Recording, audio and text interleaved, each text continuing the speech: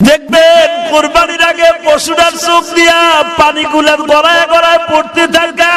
ও কি বলে জানেন? ইমাম থানভী আজকে তাফসীরে আমি দেখলাম, ইমাম থানভী বলে গড়ায় গড়ায় পানি ছেড়ে দিয়া বলে, মালিক আমার মতো সৌভাগ্যবান আর কে আছে?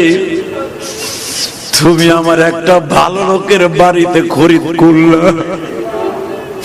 দেখবেন যে এই পশুগুলো কাঁদে, ওই মালিকের টাকার মধ্যে কোনো ভেজাল নাই। ও মালিকের বারিন্দায় বসে বসে কাঁদে আর বলে, মালিক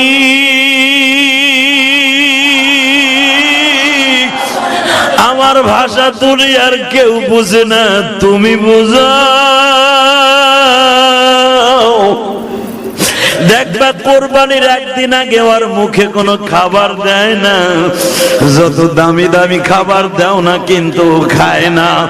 খৈল ভুসি দাও খায় না, তাজা ঘাস দাও খায় না।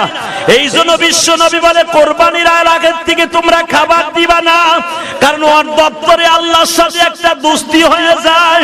ওর তখন খাবার দেওয়ার দরকার নাই, ওর খাবারগুলো খাওয়াইলে তুমি ধুইতে কষ্ট হবে। আমি নবী বললাম ওরে একদিন রাতের আগে থেকে খাবারটা বন্ধ করে দিও। ও বলে মালিকের কাছে বলে, মালিক আর দুনিয়ার খাবার আমার জন্য নাই, আমি তোমার জান্নাতে দিয়ে খাইতে চাই, কিন্তু আমার কাছে একটা ওয়াদা দিবানি গো মালিক।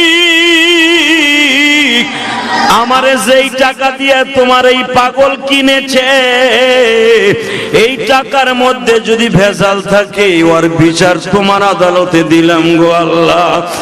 আর যদি ভেজাল না থাকে আমার পরে সওয়ার করাইয়া তুমি তারে জান্নাতে নিয়ে নিও। আল্লাহ বলবে না, তোর পরে সওয়ার করাইতে হবে না, আমি ওরে দুম্বার উপর সওয়ার করাবো। আল্লাহ